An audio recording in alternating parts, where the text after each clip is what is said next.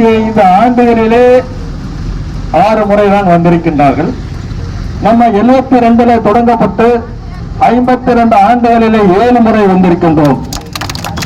ஆனால் ஸ்டாலினும் உதயநிதி ஸ்டாலினும் என்ன சொல்கின்றார்கள் என்றால், நாங்கள் 26 7வது முறையாக ஆட்சியை பிடிப்போம் என்று சொல்கின்றார்கள்.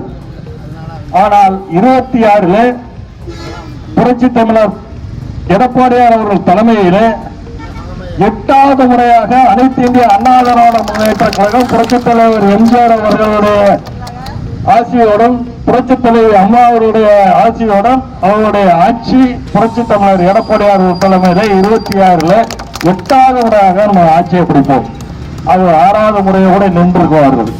ஏனென்றால் அவர்கள் எப்பொழுதுமே 2வது முறை ஜெயித்ததே இல்லை. புரட்சி தலைவர் எம்ஜிஆர் அவர்கள் தொடர்ந்து 3 முறை ஆட்சிக்கு வந்தார்கள்.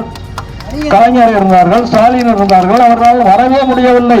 அவர்கள் ஏதோ சும்மா பேசிக்கிட்டு இருக்காங்க, நாளைக்கு நாங்க தான் வந்துவோம், 10 கட்சி கூட்டணி இருக்கு அப்படிங்கிற அதெல்லாம் இல்லை.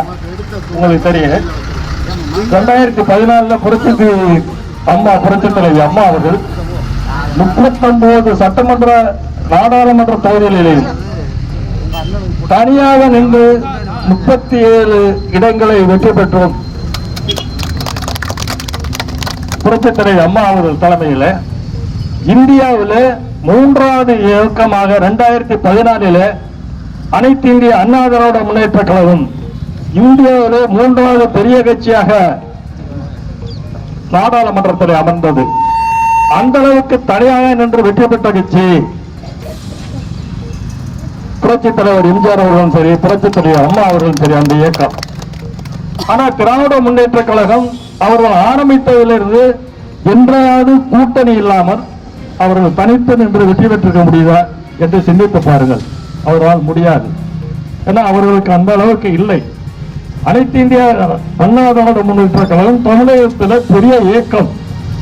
இன்னைக்கு புரட்சி தமிழர் எடப்பாடியார் அவர்கள் தலைமையிலே 2 கோடி தொண்டர்களை கொண்ட உருவாக்கப்பட்ட இயக்கம் அனைத்து இந்திய அண்ணா திராவிட முன்னேற்ற கழகம். இப்போ 21 சட்டமன்றத்தில் உங்களுக்கு தெரியும், வெறும் 1,85,000 வாக்குகளெல்லாம் தோல்வியடைந்தோம். 47 சீட்டு, வெறும் 1,80,000 ஓட்டு, 2 லட்சம் ஓட்டு கிட்ட தோத்தோம். ஏன்னா அவங்க பெரிய கூட்டணி. நமக்கு இப்ப அம்மா இறந்தாங்க, அதுக்கப்புறம் வர்றதுல இருந்தாலும் இன்னைக்கு 66 சட்டமன்ற உறுப்பினரோட தனி பெரும்பான்மையான எதிர்கட்சி தலைவர்கள் இருக்காங்க.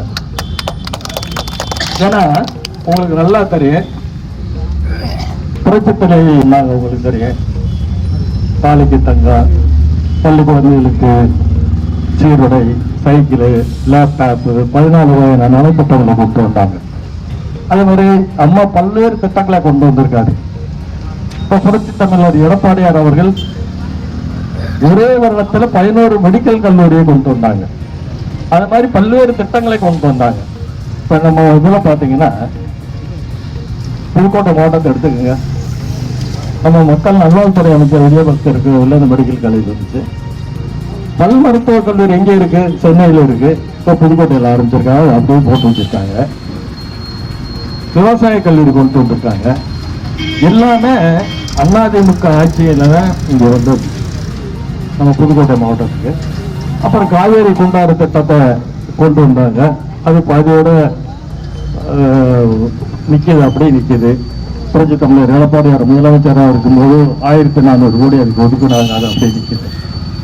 இது மாதிரி அனைத்து இந்திய அண்ணா திராவிட முன்னேற்ற கழகத்தை யாரும் எதிர்த்து வெற்றி கொள்ள முடியாது.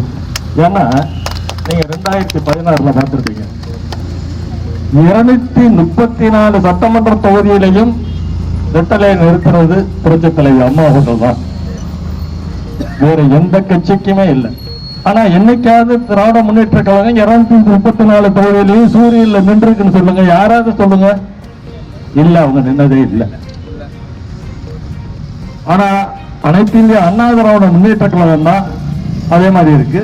புரட்சி தலைவி அம்மா அவர்கள் 30 ஆண்டுகளுக்கு பிறகு புரட்சி